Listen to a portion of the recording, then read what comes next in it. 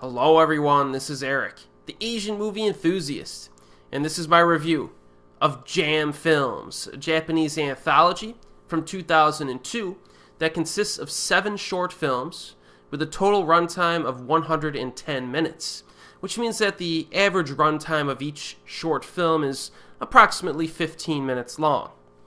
Now this features directorial efforts from Ryuhei Kitamura, Joji Iida, Yukihiko Tsutsumi, and Shunji Iwai. Now on this channel I recently covered another Japanese anthology from the turn of the century, Tales of the Unusual, that had some pretty weird stuff in it, but Jam Films it's even weirder. This is even weirder.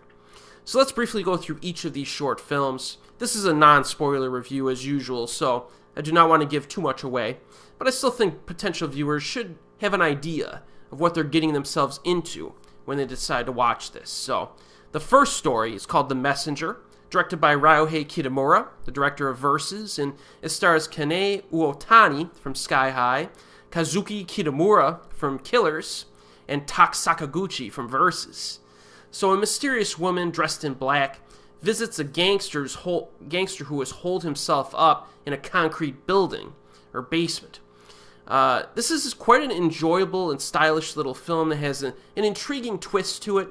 Very good music and atmosphere as well, which is typical of this director's earlier work. I seem to like this film more every time I watch it, probably because I miss the days when Kitamura was making interesting films, so this is a good start to the anthology. Story 2 is called Kendama, which is a cleverly written little comedy about a toy and the relationships between the people who find it. So this is a surprisingly cool little mystery film, I guess you could say, because the toy contains clues for a treasure of sorts, which means that most people who come across it really do not understand its true value. So it's just a little bit of a taste of one of the many things that this film touches upon. It's a very amusing little film. I liked it quite a bit. The third film is called Cold Sleep, directed by Joji Iida, who directed Another Heaven, and it stars Takao Osawa from Shield of Straw and plenty of other films. This is a very funny science fiction entry that's one of my personal favorites of this anthology. A small group of people wake up from suspended animation and realize that they are on a distant planet. They are also the only hope for humanity, humanity's survival, but the plan to save humanity is about as unusual as you could ever expect. So the first time I saw this ages ago, I was practically on the floor laughing during this segment. Like, if you're a viewer who is very skeptical towards humanity like I am, humanity's just, to me, it's just incomprehensibly stupid. So keeping that in mind, this is pretty funny stuff, given the solution to save humanity. In all of the years since I've last saw Jam Films, which was a while ago, this particular segment was the one that I found most memorable. The fourth short film is Pandora, which is kind of a weirdly erotic tale of a woman's search for a cure to her athlete's foot. Yes, you heard that correctly. This one's pretty weird, as you might expect. I do find it to be watchable for its visuals and odd sexual perversions, I guess I would say. But this could be probably my least favorite segment of the whole anthology, if only because it's probably the least interesting in concept. It's not bad, though. The fifth short film is Hijiki, directed by Yukihiko Tsutsumi, who directed the Trick television series. This one deals with a hostage situation in an apartment that goes bad. Again, not the best short film of this anthology, but it's pretty good and blackly humorous in spots. It did keep me off balance in terms of who was really in control of the situation. That was a good thing.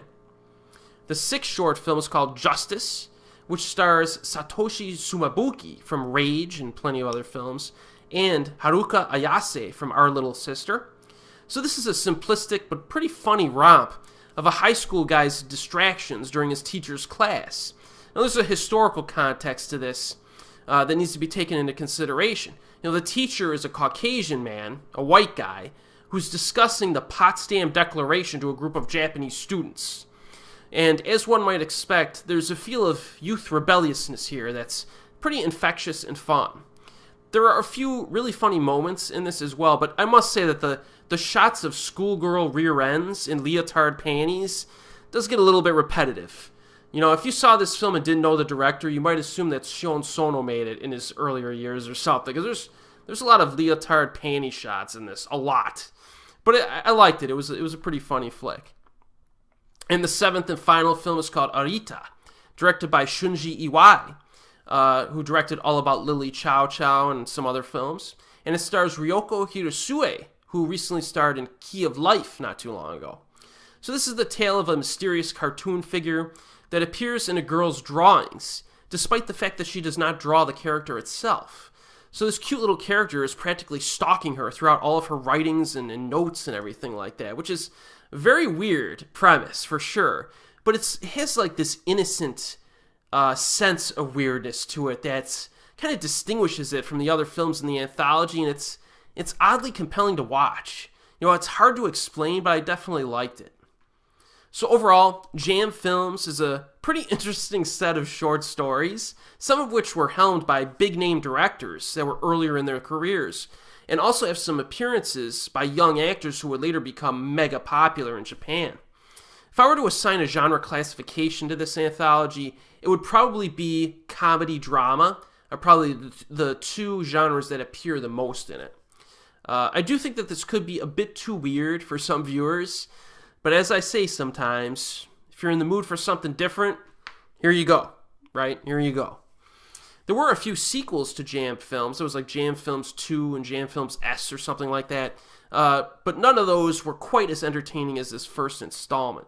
I think those other installments are also actually more widely available than Jam Films. You may be able to find this first installment on Region 3 DVD with English subtitles on eBay occasionally. This is a situation that's similar to Horror Stories 2 back about a year ago, where it was just disappeared for a while, and then some copies will pop up on eBay, like legit Region 3 copies, and then they'll disappear again. So you might have to wait a little while. But I did notice on Yes Asia that there seems to be a plentiful stock of VCDs available. So if you don't want to wait for a Region 3 DVD to pop up, check out the VCD, which, if you remember, when I was going through my DVD collection videos, VCD is basically a DVD, but it can hold less data. So you'll have two VCDs to play the film. So yeah, check this one out if you want something weird. And as always, I'll see you next time.